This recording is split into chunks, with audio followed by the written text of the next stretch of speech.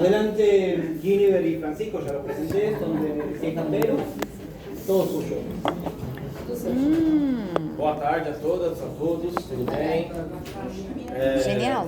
Queremos agradecer a todos aí presentes e principalmente, né, Mateu, Pablo, Jorge, a Isabela, a Sofia, né, que nos oportunizaram de estar aqui também. E queríamos apresentar uma experiência que acontece numa escola chamada CIEJA Perus. O nosso projeto chama-se A História das Mulheres Passada Limpa nos Muros de Perus. Né? Tá.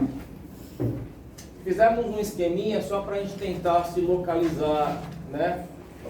Tem um esqueminha, não dá para chamar de mapa, mas uma ilustração da América Latina, né? Dentro da América Latina, o estado de São Paulo, dentro do Brasil.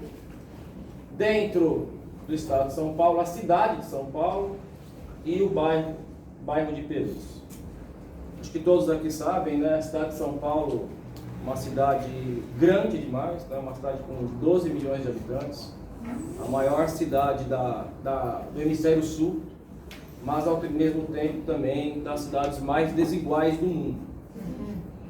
Uma escritora muito brasileira, muito interessante, ela costumava chamar, ela escreveu um livro chamado Quarto de Despejo.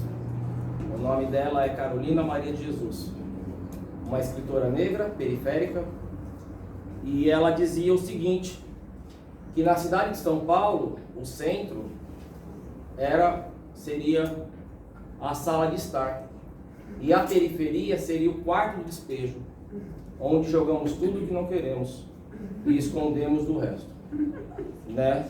E é lá que nós estamos, tentando ou, né, desenvolvendo junto com os estudantes este projeto.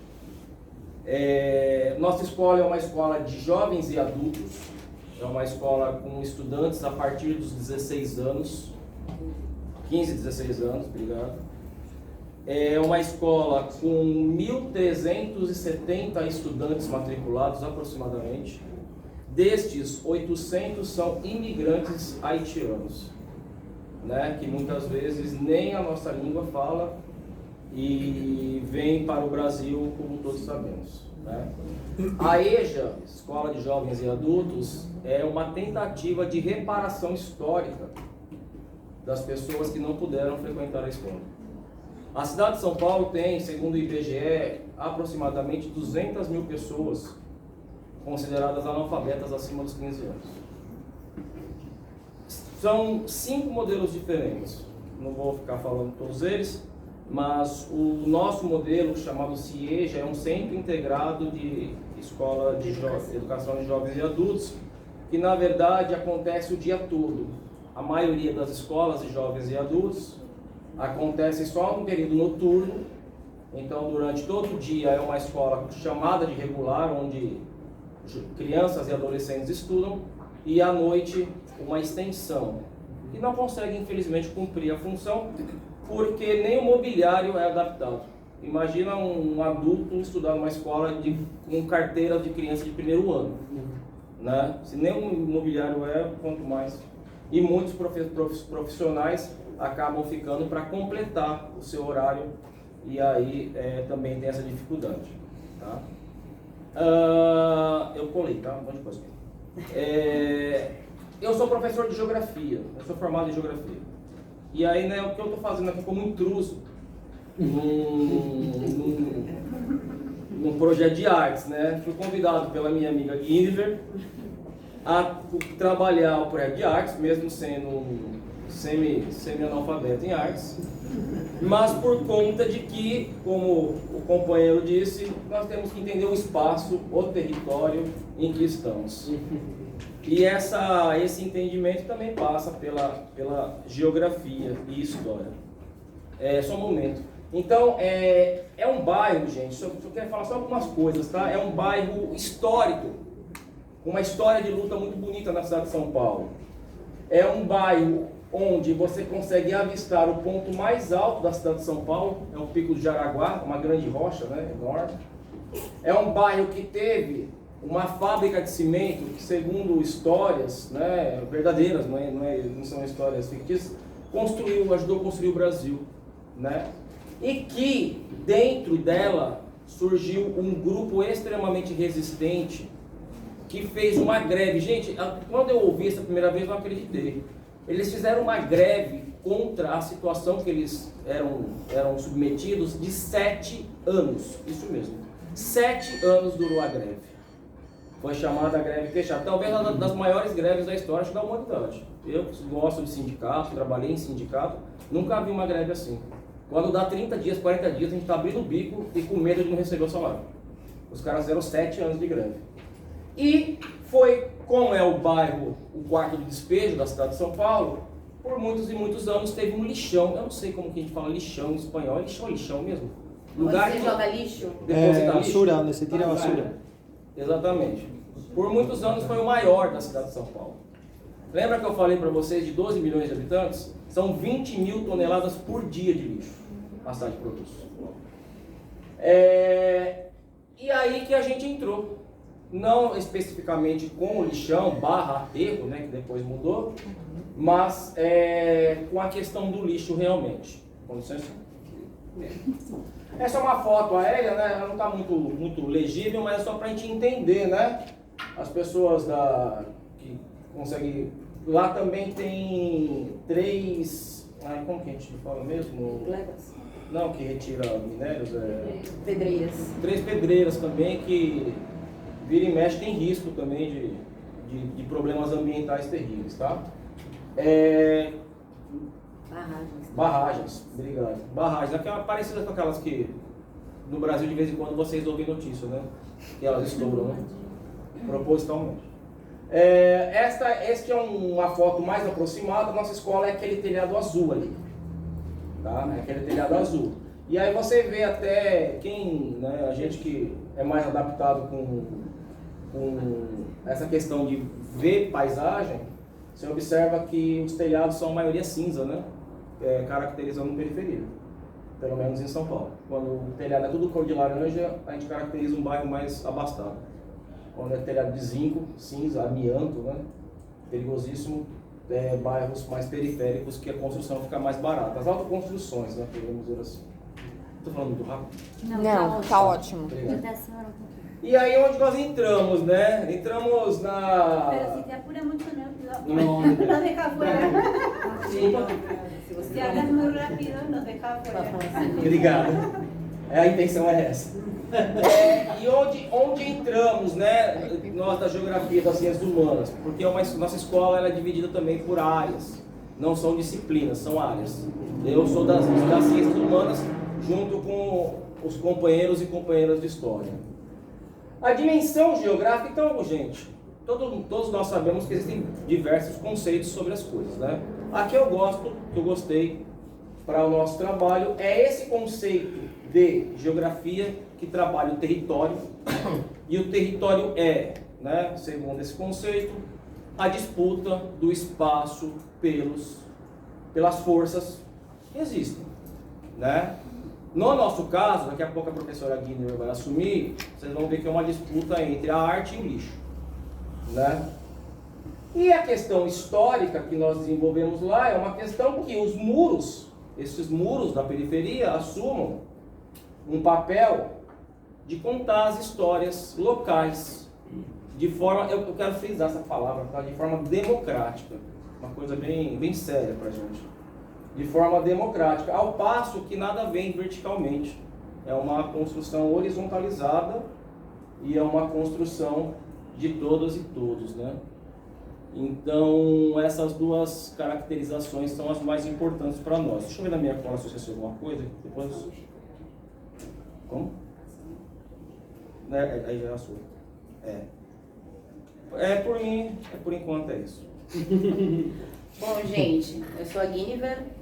E como ele disse, estou nas artes visuais, eu acho que era o que faltava, porque na verdade sou poeta, sou cantora, então faltavam as artes visuais. E aí, para a gente congregar todas essas linguagens da arte. A motivação do nosso trabalho, como disse o Chico, é um bairro de luta, muito importante. E muitas vezes essas histórias são contadas pelas perspectivas masculinas. Onde estão as mulheres do movimento Queixada, que é esse movimento de greve? Queixada é um porco do mato. E quando está só, né, ele se acua diante de um predador. Quando em coletivo, ele bate o queixo e assusta o predador. Por isso, a greve dos 7 anos se chama Movimento Queixada. Onde estão as mulheres queixadas? Né? Onde estão as agentes de saúde, as pessoas que fizeram a luta para que esse lixão saísse do nosso bairro, que fosse aterrado, porque é insalubre o espaço, né? Além da fábrica, com todos os dejetos e problemas respiratórios que causava, por isso a greve, não só pela questão salarial, mas pela questão de saúde pública. E todas essas pessoas são importantes. Temos uma praça chamada Inácia Dias, bem no meio do nosso bairro, onde passa a linha férrea. E ela está escrita Praça Inácio Dias. Então isso é uma usurpação dessa história dessa mulher que fez. E a partirmos daí, tem a história do lixo, tem histórias invisíveis dessas mulheres. E aí pensamos como vamos agregar isso. E artes visuais, pensando no território de luta e de lazer e cultura que temos em Perus, temos 2 ocupações culturais, né, ocupação pelo jovem, prédios públicos que foram embargados, abandonados, que os jovens ocuparam para transformar em ocupação artística de teatro e hip hop. Hip hop é uma linguagem e uma das visuais do hip hop é o grafite. E temos muito muro da estação, temos o muro das UBSs, Unidades Básicas de Saúde, os postos de saúde, e pensamos, vamos colocar a história dessas mulheres, que são as agentes de saúde, as mulheres queixadas, suas descendentes, nesses muros. E nesse processo tivemos uma pedra enorme no nosso caminho, que deixou mais de 600 mil mortos, que foi a pandemia. Então iniciamos o projeto como um projeto piloto.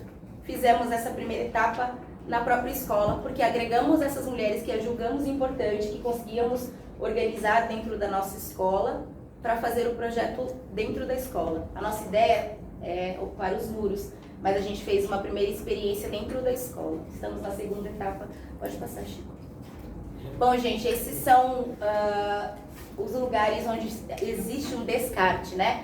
O pessoal joga lixo em frente ao prédio público, porque é onde passa a coleta, né? Lá no nosso bairro é um bairro, a gente está um pouco mais acima, mas o bairro onde a gente vai produzir, que é um bairro anexo, ele é um bairro de ocupação, né? Então as moradias e a maneira como são organizadas é irregular. Muitas vielas, pequenos espaços entre as casas onde o lixeiro, onde a coleta não passa, e por isso eles levam para um ponto que é um prédio público para poder o poder público retirar o lixo. Isso é à frente de uma escola e à frente de um posto de saúde. Então a gente já tinha, antes desse projeto, uma parceria com a concessionária de limpeza, os equipamentos de saúde e de assistência social, que já desenvolveu um projeto chamado Recanto Limpo, Verde e Saudável, porque o nosso bairro se chama Recanto dos Humildes. Tá? E aí essa é a nossa equipe do primeiro, chama Perus Feria, é um neologismo, uma brincadeira com a bairro Perus e periferia, Perus Feria. Esse é o grupo que fez a primeira parte do nosso projeto, tá? Pode passar. A primeira etapa, nós reunimos-nos com essas mulheres que achávamos importante para a história da escola, até para fomentar essa ideia.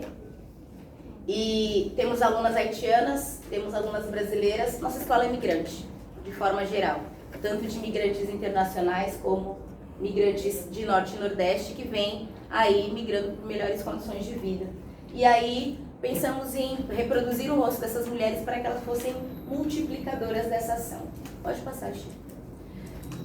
Fizemos algumas conversas junto com a equipe de grafite e fizemos a documentação desse processo inicialmente, para que elas contassem essas histórias do bairro e onde elas estão envolvidas dentro dessa organização. Essa proposta ela teve depois um desdobramento, que é um jornal que se chama Mural Periférico da nossa região, um jornal digital que foi fazer uma cobertura, transformou isso numa reportagem e também num podcast, tá? E fizemos um release com as histórias de algumas dessas mulheres. Pode passar, Chico.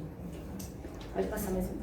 Esse aí é o nosso vídeo do YouTube, depois no final temos o QR Code, se conseguirmos passar o vídeo, passaremos para vocês verem. Esse aí é o podcast, pode passar, Chico. Esse é o muro da nossa escola, tá? Gostaria de falar bastante dele. Essa pessoa no centro, cor-de-rosa, professora Rosimeire Pinto, é a primeira alfabetizadora da escola. Nossa escola é uma escola nova, inaugurada em 2015. Iniciamos as aulas em 2016, em fevereiro. Professora, primeira alfabetizadora, moradora de Perus há mais de 30 anos. Conhece tudo sobre a história de Perus e devolve para a nossa escola pública a alfabetização. Aqui no cantinho, Luciene Feirante, nossa aluna do 4º módulo, está para finalizar esse ano, e poeta. Então, a gente vai descobrindo nessas mulheres, recontando essas histórias. De azul, Rosimene Pompé, nossa aluna haitiana, uma das primeiras que chegou e que teve um papel importantíssimo na organização da nossa primeira festa cultural Brasil-Haiti, que agora é um marco da nossa escola, acontece todo ano em maio. Depois, Andréa Alves, uma estudante brasileira, que nós chamamos de senadora, porque fala muito, porque é muito articulada, e quando nossa escola estava em vias de fechar, ela juntou-se com outros colegas, homens e mulheres, e criou estandes em vários bairros anexos para fazer pré-matrículas para que a escola não fechasse por falta de estudantes. Do lado de lá, com um caderninho, Maria Neide Pereira, a estudante mais antiga, a estudante que se matriculou era a mais velha, de 2016, a primeira da alfabetização a ser matriculada. E no cantinho, Catimilos era a nossa tradutora e intérprete com os meninos e meninas haitianas, e era a que comandava a cozinha nas nossas festas haitianas, trazendo um pouco da cultura e da gastronomia do Haiti. Pode passar, Chico. Bom, e aí fizemos esse primeiro projeto, e no release vocês vão ver que elas têm uma agência, então elas foram à escola, fizeram essas fotos, participaram da pintura do muro junto com a equipe de grafite, então tiveram a oportunidade, algumas nunca tinham feito nenhuma atividade de artes visuais, segurado um pincel, e aí mexeram com brocha, rolinho, spray, tá? Retomamos esse ano a segunda etapa com as reuniões multidisciplinares, que são esses coletivos que eu falei anteriormente, né? Entre escolas da região, saúde e assistência social e outros coletivos de organização pública, né, coleta de lixo, enfim. Temos em volta do nosso território que a gente chama de TICP, TICP, que é o Território de Interesse da Cultura e da Paisagem, porque temos nessa região um cinturão verde que protege uma área guarani. Então, estamos no Brasil, estamos na América Latina indígena. Então, lá temos 6 aldeias guarani. Então, para nós, isso é importante que a gente faça essa preservação. E acho que por isso que a gente traz essas características do nosso projeto. Pode passar. Aqui estão as mulheres produzindo, por quê? Ao mapearmos os lugares onde não haviam muros para serem grafitados, desenhados, percebemos que tinham alambrados, grades, né? Alguns muros de escola não são de alvenaria, são ferro, e não tínhamos como grafitar. Então, professor Rossini, professora Juliana, professora Carolina Franco, professor Tizil, que se agregaram ao projeto depois, né? Alfabetizadores, ciências humanas e outros professores de arte, começaram a produzir vasos, bonecas, onde faremos jardim suspenso e horta suspensa nesses murais, com o objetivo de trazer a comunidade para o cuidado com essas áreas, onde a gente vai potencializar também com as artes visuais. Pode passar, Chico. Essas são fotos das oficinas. Pode passar, Chico. Oficina, perdona, claro, yo, es taller. Taller. Taller. Essas são as nossas meninas. Caracterizando, quando trouxeram para os vasos bonecas, também características que eram suas, pesquisando ancestralidade. Então, eu fiquei muito contente de ouvir o nosso colega falar sobre essa questão da espiritualidade e da ancestralidade que trazemos no território guarani. especialmente na região noroeste de São Paulo. Esses são os artistas que estarão conosco nessa segunda etapa. Dinas Miguel, que tem uma característica de trabalhar já com as tecoás. Tecoás são denominações das aldeias, são 6 das aldeias guaranis. Ele já tem um trabalho com as tecoás. E Karina Magalhães, que trabalha com artes visuais, trazendo perspectiva de mulheres e homens afro-indígenas em suas pinturas. Pode passar. Fizemos uma reunião com eles. Aí está o nosso assistente de direção, que é o homem que nos auxilia também com a questão burocrática das prestações e tudo mais. Pode passar, Chico. E aí, Dinas Miguel ficará com a parte prática, de ensinar as meninas a usarem os aparatos, né, do grafite, pintura, spray. E Karina fez a sensibilização inicial com as mulheres, porque algumas delas dizem, não sabemos desenhar, não sabemos pintar, e elas bordam, e elas fazem tantas coisas, e a escola para elas é um ambiente tão estranho, onde elas dizem, não sei fazer, né? Não entendem que sabem tanto de alquimia artística, de alquimia culinária. E aí são as meninas recebendo a sensibilização com a Karina. Pode passar, Chico. Karina levou alguns das suas produções afro-indígenas para mostrar, trabalhar com símbolos. Então trabalhamos com símbolos, grafismos afro-indígenas e com adinkras dos povos Ashanti africanos, para que elas produzissem os próprios desenhos e os próprios símbolos. Pode passar, Chico. E esses são algumas das produções das nossas mulheres. E é engraçado que temos uma criança dentro da gente, e é muito legal que, ainda que elas não saibam desenhar, elas tragam essa criança quando vão fazer o desenho, né? Pode trazer. Bom, estamos iniciando agora, fizemos a sensibilização, iniciaremos na próxima semana a atividade, faremos na nossa quadra experimentos com os equipamentos, né, do grafite, para que possamos ir às ruas para fazer as pinturas. Os muros que serão grafitados são os muros da UBS inicialmente, porque é onde tem esse acúmulo de lixo maior, e a gente entende que quando colocarmos lá o rosto da dona Lenilda, que é agente de saúde, que transita no bairro há mais de 40 anos, eles não vão conseguir descartar o lixo ali, e vamos pensar em fazer essa organização com o poder público para que coloquem caçambas nos lugares que seja necessário, para que fique mais salubre a vida desses moradores lá. Muitos desses moradores, a maior parte dos alunos atendidos na nossa escola, estamos na Vila Inácio, mas a maior parte dos estudantes atendidos são do bairro Recanto dos Humildes, que tem uma ocupação ali para mais de 20 anos, e uma outra ocupação mais recente de 10 anos, que inclui inclusive os nossos estudantes haitianos, tá? Então essas oficinas foram feitas para toda essa comunidade. E a gente quer encerrar criando uma festa de inauguração e lançamento para essa organização, né? E aí faremos os saraus, as apresentações de maracatu e outras atividades culturais nesses lugares onde os muros serão grafitados. E esses, pode passar, Chico, são os professores e gestores envolvidos no processo. E é claro que a professora de arte inventa umas coisas de fotografia para a gente ficar mais bonito do que a gente é, porque somos muito hermosos. Nossa diretora Franciele proporcionou também essa oportunidade. Professora Carolina Franco de Artes de Ciências, professor Tizio, o alfabetizador, e em cima lá os artistas, Francisco diz que é analfabeto, mas não é. Meu parceiro. Coloquei em cima os professores de arte e geografia. Obrigado. Vamos lá. Como vocês viram, né, eu gosto dessa arte periférica. Comecei com Carolina Maria de Jesus e quero terminar com um grupo de rap. Como companheiro apresentou as músicas, né, também quero apresentar a música de São Paulo. E Racionais é o maior grupo de rap do Brasil. Ele fala assim: o termo periferia passaria a designar não apenas a pobreza e violência, como também cultura e potência, confrontando a lógica genocida do Estado por meio da elaboração coletiva de outros modos de dizer.